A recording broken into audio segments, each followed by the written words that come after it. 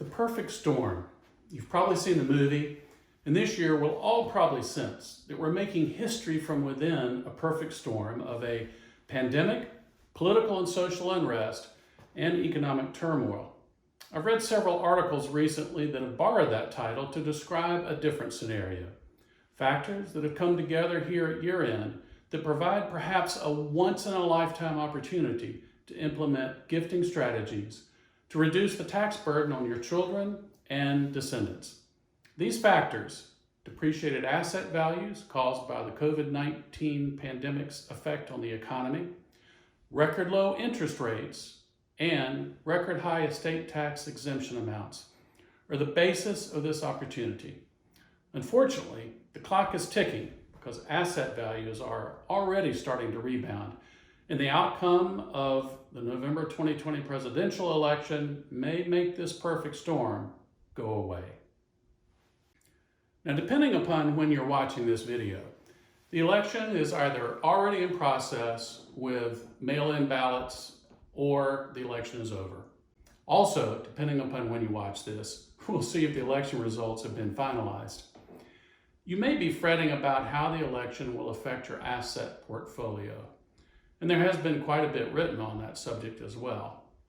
What I'm going to focus on today, however, are the estate planning opportunities. First, depressed asset values. Many assets, from the stock market to real estate to closely held businesses, have lost value but are expected to rebound to pre-crisis values or even higher, and these are prime candidates for an effective gift-giving strategy. For tax purposes, gifts are valued on the date of the gift, and while that reduces the gift, estate, and/or generation skipping transfer exemption by that amount, all appreciation after the date of the gift will escape gift and estate taxes, which makes it a great opportunity for assets to grow in a tax-free environment.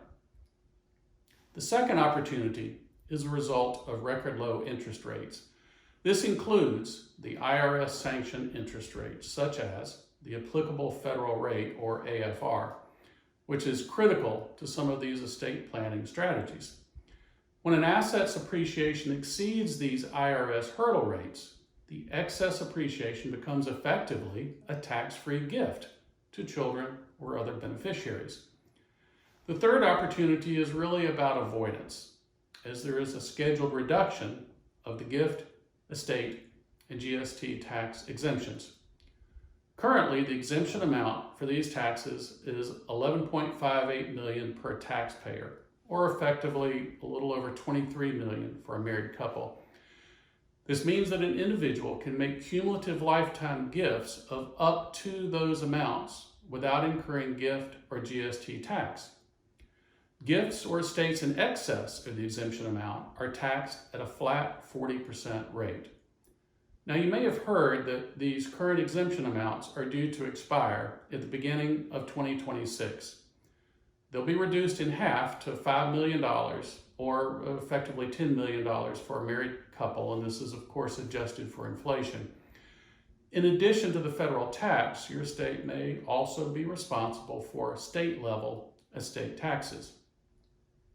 Gifts made using today's record high exemption amounts are protected from future tax increases, but they'll be lost if not used before the law expires at the beginning of 2026, or, as we're about to learn, quite possibly sooner. You see, the gotcha is the presidential election. First, increased taxes.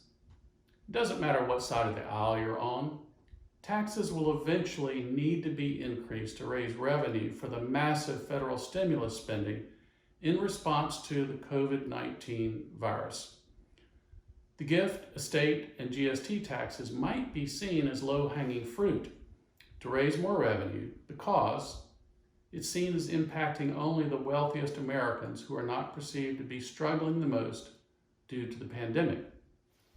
Second, accelerated reduction in exemption amounts. If the Democratic Party wins the presidency and control of the Congress in the election, there is speculation that the exemption amount might be reduced before 2026. from the 11.58 million to as low as 3.5 million. It's also possible for the tax rate to be increased from the current 40% to 55% or even higher.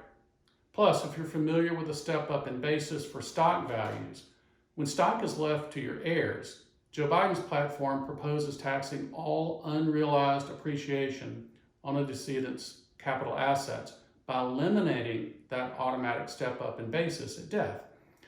Now let's face it, regardless of who is in office, someone is going to have to come up with money to pay for the pandemic relief and other relief efforts. The aid to businesses, lost tax revenue. So this is not a political party statement. The third would be the repeal of some of the most popular estate planning techniques. There have been several proposals in the past to repeal or cut back several really effective techniques when the federal government begins looking for ways to raise additional tax revenue. I'm not going to get into the details right now, but popular targets might be grantor retained annuity trusts or GRATs, eliminating the generation skipping transfer tax exemption for certain long-term trusts, and limiting valuation discounts we generally see for closely held business interests for lack of control and minority interest sales. These techniques have been used effectively for years to transfer wealth and minimize estate tax exposure and are subject to change. Now, before you get too worried, there are many effective estate planning techniques that are currently still available.